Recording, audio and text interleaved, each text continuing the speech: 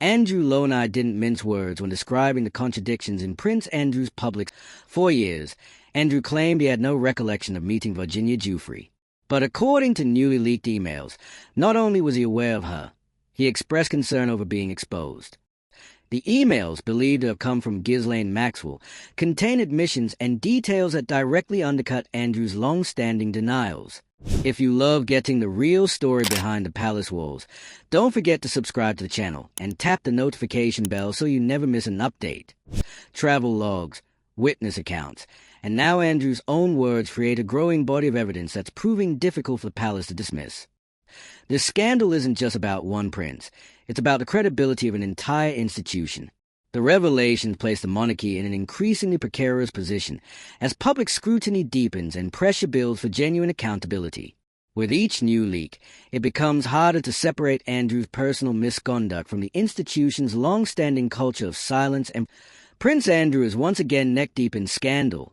This time, thanks to a new batch of leaked emails that directly challenge everything he said publicly about his connections to Jeffrey Epstein and Virginia Giuffre. And it's not just speculation anymore. These emails are real, they're damning, and they're coming from someone who knows him very well, Ghislaine Maxwell. Let's get one thing clear. This isn't some forgotten royal footnote or just another bad headline. These emails are raising serious questions about Andrew's credibility, his behavior behind palace walls, and the very real possibility of legal consequences. What's more, they're calling into question his long-standing denials about ever meeting certain individuals. You know, the ones who've sworn up and down he couldn't remember? Yeah, those denials might be coming undone in real time. So where exactly are these emails coming from? According to royal author Andrew Lonai, it's likely Ghislaine Maxwell herself. Yes, that Ghislaine Maxwell, the woman currently sitting in prison for her role in Epstein's trafficking ring. If you love getting the real story behind the palace walls, don't forget to subscribe to the channel and tap the notification bell so you never miss an update. Lonai believes she's not leaking this information out of some moral awakening. Far from it. Her motives? Pure self-preservation. And if throwing Andrew under the royal bus helps her by a little good will leverage her way into a better position, she's apparently not hesitating. There's also the uncomfortable truth that Maxwell and Andrew have a long and murky history. They were once close, very close. But that history doesn't appear to be saving him now. In fact, it might be the reason she has so much damaging material in the first place. Lonai suggests that Maxwell sees Andrew as expendable, and now that is no longer useful, leaking information about him could serve her perfectly. And the emails? They don't just hint at shady connections. They allegedly include details that directly contradict Andrew's public statements, particularly the ones about Virginia Giuffre. For years, Andrew has claimed he has no memory of ever meeting her. But now, there are documents that reportedly show otherwise. Emails that suggest not only did he know who she was, but that he was concerned about what might come out. According to Lonai, the evidence tying Andrew to Giuffre is already overwhelming. Witness testimonies, travel records, and now, these emails. And with Andrew's own words captured in writing, the palace has less and less room to maneuver. But this isn't just about PR damage anymore. Lonai warns that these leaks could have very real legal consequences. We're not just talking about embarrassing headlines. There's a real possibility of misconduct and trafficking-related offenses being investigated, depending on how deep this evidence goes. And that's just one side of There's also the financial aspect, because of course there is. Questions are being raised about Andrew's activities while serving as a UK's trade envoy. His role was supposed to be all about public service, but now there's increasing concern that he blurred the lines between duty and personal gain. The public's tolerance for this kind of blurred morality? Rapidly fading. And you know who else is losing patience? The palace staff and the senior royals. The shield that once protected Andrew is beginning to crack. According to Lonai, even inside the royal family, there's a shift happening. Senior members are quietly distancing themselves. Trust behind the scenes is breaking down. The royal PR machine is struggling to keep pace with the sheer volume of revelations. And the more the public learns, the more people are asking why Andrew was protected for so long. Then there's Sarah Ferguson. Yes, Fergie is tangled up in this web too. Lonai points out that her financial history raises questions, particularly when it comes to her ties to Epstein's network. There's now increased scrutiny on her role in this entire mess. Is she protecting Andrew because she's implicated? Are they just bound together by mutual damage control? The questions keep piling, and it doesn't stop there. The scandal has sparked conversations about the long-term stability of the monarchy. People are demanding transparency, accountability, and consequences. 3 things a royal institution has historically been allergic to. But with every new leak, every new contradiction, and every awkward attempt at denial, the royal family is losing ground. Quickly, Andrew's personal behavior isn't helping either. Lonai lays out a pretty consistent pattern, one that started long before the Epstein headlines. Arrogance, entitlement, a tendency toward crude humor, and a habit of dominating social situations. According to people who've interacted with him over the years, this wasn't some one-time lapse in judgment. It was the norm. That attitude, paired with his connections and now these leaked emails, paint a picture that's hard to ignore. These aren't just 1 or 2 poor choices. This is a pattern of behavior that's been allowed to fester in the protected bubble of royalty. And now, it's bursting in public. The fallout? It's already started. Andrew's reputation is all but demolished, but the bigger issue is the institution around him. For years, the palace has worked overtime to keep this under wraps, issuing vague statements, limiting access, and trying to keep Andrew out of sight. But Lonai suggests that none of that is working anymore. The evidence is too detailed, the contradictions too obvious. As the scandal escalates, the public isn't buying the polished statements or carefully worded denials. They want answers. And more importantly, they want accountability. Andrew's past behavior, his relationship with Epstein and Maxwell, and now the explosive nature of these emails, it's becoming harder and harder to spin. And Lonai thinks this is only the beginning. More evidence is expected to come out, and when it does, it could further complicate things, not just Andrew, but for everyone connected to him. The monarchy has always relied on its mystique and distance from the messiness of public life. But this scandal is dragging it into the spotlight, and it's not a flattering look. Every new revelation chips away at the image of untouchable royalty. And unless the palace makes a dramatic pivot toward honesty and transparency, the damage could be permanent. At the heart of it all is a man who refuses to admit what's staring him in the face, that his actions, relationships, and choices are now impossible to ignore. That no amount of royal tradition or palace protocol can hide the truth. And that once the emails are out, there's no putting the genie back in the bottle. So what now? Will Andrew finally face consequences? Will the palace stop protecting him? Or will this just become another chapter in the long, slow unraveling of public trust in the royal brand? Let's just say this. The nickname Randy Andy used to sound like tabloid gossip. Now, it sounds like a warning sign we all missed. If you've made it this far, you probably have thoughts, and we want to hear them. Drop a comment below and tell us what you think about the palace's handling of all this. Should Andrew be facing legal action? Is the monarchy doing enough to stay accountable? And if you want more deep dives into royal scandals, celebrity implosions, and corporate chaos, don't forget to like, share, and subscribe. This story is far from over, and you won't want to miss what comes next. All right, let's keep going, because this scandal, it's layered like a royal trifle gone sour, and we're nowhere near the bottom yet. At the center of the firestorm is a man who has, for decades, floated above accountability. Prince Andrew, the Queen's so-called favorite son, has always operated with an aura of untouchability. From his early days as a young royal heartthrob to his infamous party prince era, Andrew leaned into privilege hard. But what once passed as arrogance or eccentricity is now being re-examined with fresh eyes, and it's not a pretty picture. According to Andrew Lonai, the author closely watching this implosion in real time, Andrew's behavior has never really changed. He has been arrogant, entitled, and careless for as long as anyone can remember. And what's terrifying isn't just how long it's been allowed, it's how many people helped enable it. The leaked emails, allegedly tied to Ghislaine Maxwell, mark a turning point. They aren't vague allusions or hearsay. They reportedly contain Andrew's own words, his admissions, his concerns, his contradictions, and those directly undercut years of public denials. This is a man who went on national television and said, with a straight face, that he didn't remember ever meeting Virginia Giuffre, who claimed he couldn't have been sweating because of a weird medical condition, who thought saying he was at a Pizza Express in Woking would be the ultimate alibi. Now, there are emails suggesting he was worried, that he did know who she was, that his memory might not be quite as spotless as he wanted the world to believe. And suddenly, that bizarre BBC interview from 2019 looks less like a train wreck and more like a last-ditch attempt to spin a story that was already crumbling. And let's not forget where these emails are allegedly coming from. Ghislaine Maxwell, the woman whose own legal position is on the edge of a knife. Loney's theory? She's playing a long game. If it helps her sentence, if it shifts attention away from her and onto Andrew, she's going to use every piece of dope she has. Their friendship, once flaunted in high society circles, is now a weapon. She knows what the emails say. She knows what Andrew said behind closed doors. And if that knowledge buys her leverage, she won't hesitate. That's what makes this moment so dangerous for Andrew. He's not just up against media scrutiny.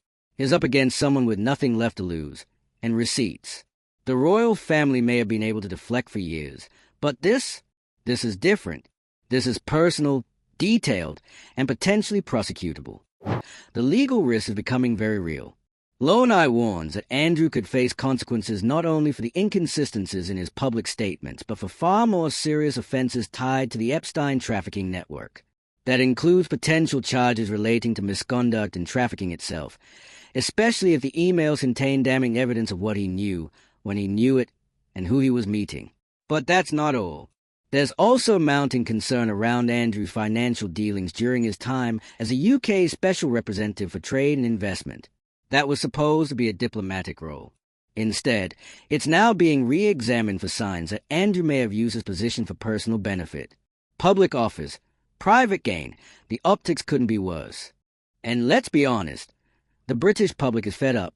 There's a growing sense that the monarchy is out of step with reality, clinging to outdated protocols while the world demands transparency. People aren't just asking questions about Andrew anymore. They are questioning the institution that shielded him for so long. Why was he allowed to keep his title for so long? Why was the palace so quiet until the evidence forced their hand? Even within the royal household, things are shifting. Loney reports that senior royals are actively distancing themselves from Andrew. Behind the scenes, trust is breaking down. The once tightly controlled palace machine is showing cracks. And staff members who once might have covered for Andrew, they are not so eager to be caught in the crossfire anymore. Then there's the Sarah Ferguson factor. Her presence in Andrew's life, even after their divorce, has always raised eyebrows. But now, Loney is pointing to deeper concerns, namely her financial ties to Epstein Circle. Was she simply caught up in the same elite social web? Or is there more to the story? Was her public support for Andrew a calculated move to protect her own interests? Their relationship has long been portrayed as this odd, affectionate post-divorce arrangement. But in light of the scandal, it's starting to look more like a strategic alliance. Two people bound by shared risks. Two people who might know too much about each other. And when survival is on the line, loyalty can get very murky, What's even more striking is how long this behavior has gone unchecked. According to Loney, Andrew's entitlement and arrogance didn't start in adulthood. They go way back. Accounts from insiders describe a man who always believed the rules didn't apply to him, who thought crude humor and social domination were signs of charisma, who leaned on his royal title like a crutch, deflecting criticism with charm when he could, and brute arrogance when he couldn't. And for a long time, it worked. He had the palace. He had powerful friends. He had plausible deniability. But now, he has none of that. He is exposed, cornered, and no longer useful to the institution that once protected him. That's the real shift here, not just in public opinion, but in the palace's willingness to keep him under the royal umbrella. Even more concerning, Loney believes that this is only the beginning, that more revelations are coming, that these emails may be the tip of the iceberg. And when you consider how long Andrew's connections to Epstein and Maxwell span, decades, it's hard to argue otherwise.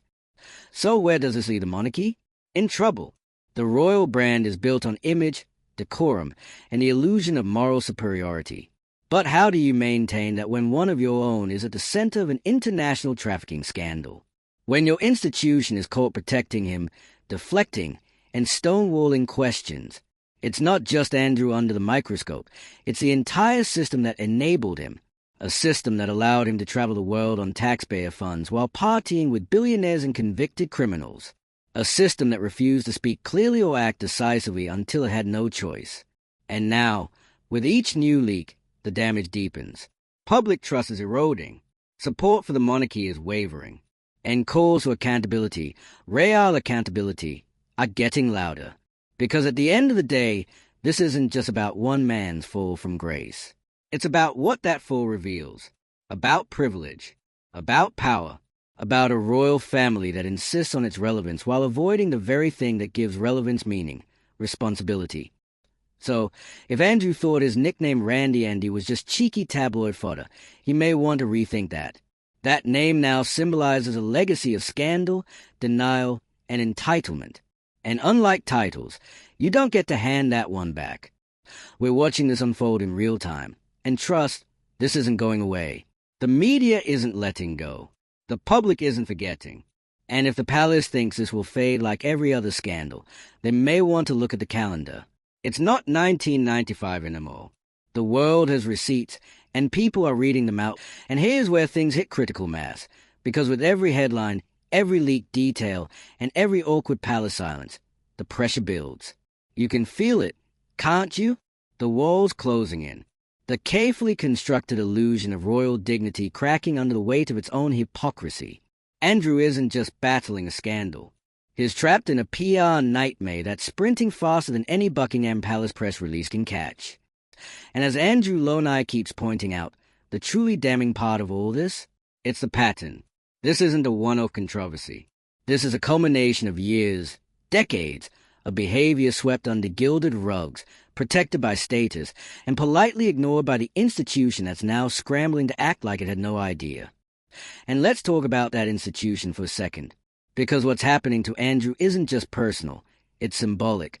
His unraveling represents something bigger.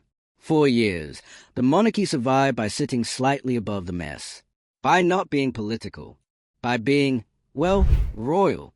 But now, it's being dragged into the dirt, and not by outside forces, but from within, from one of their own. What Loney's commentary reminds us over and over again is that this isn't just about Andrew's mistakes. It's about how those mistakes were tolerated, ignored, and in some cases, possibly even enabled. The leaked emails make that glaringly obvious. If Andrew was exchanging messages that contradicted his public denials, if he was privately admitting concern while publicly insisting on ignorance, then who else knew? Who helped him shape that narrative? And who thought the public would never find out? Because someone clearly did. And now that the public has found out, the palace is running out of exits. The old strategy of staying silent until the storm passes, not working. The slow, reluctant statements about stepping back from duties and deep regret, also not cutting it. What people want now is real accountability. Not spin. Not sanitized versions of events. Not or vague royal sources whispering to press. And not another rebranding of Andrew's image, as if a fresh blazer and a new haircut could erase years of bad decisions. No, what's happening now is different. Because this time, the scandal isn't just embarrassing, it's criminal adjacent. The leaked emails aren't just awkward, they could potentially be evidence. And that changes. Remember, Andrew's entire defense has rested on denial, on lack of memory, on the idea that he just didn't know. But if the emails show otherwise, if they contain direct contradictions, personal concerns, or even subtle acknowledgments, that narrative falls apart completely. And without it, what's left? Just a former prince, clinging to a threadbare legacy, while the institution he once embodied tries desperately to distance itself. And here's where it gets even more uncomfortable. If Andrew falls further, the scrutiny doesn't stop with him. It spreads. To those who protected him. To those who stayed silent. To those who, even now, are hoping this can still be quietly buried with enough time and media distraction. But it won't be, because public trust doesn't rebound from betrayal overnight. And the deeper the public digs, the more it finds. And right now, all roads keep leading back to the same elite social circles, the same questionable trips, and the same few names that keep popping up again and again. Like Sarah Ferguson. Her involvement in this saga isn't just messy, it's suspicious. Lonai raises serious questions about her financial ties to Epstein's network and whether her public support for Andrew is genuine or strategic. Because let's be real, when two people are that publicly loyal after divorce and both are financially unstable, the logical question isn't, oh, how sweet. It's what are they hiding? And it's not just about money, it's about survival. When two people know things that could destroy each other, alliances aren't based on affection. They are based on leverage. And that's the kind of dynamic that never ends cleanly. Now zoom out. Because while Andrew is the focal point, the royal brand is what's at stake. The monarchy isn't just facing scandal fatigue, it's facing relevance fatigue. In a modern world demanding transparency and accountability, the idea of a taxpayer-funded institution shielding men like Andrew isn't just outdated, it's offensive. The public isn't interested in more polished interviews or soft-focused documentaries. They want answers, they want honesty, and they want consequences that apply to everyone, not just the commoners. So where does this all go next?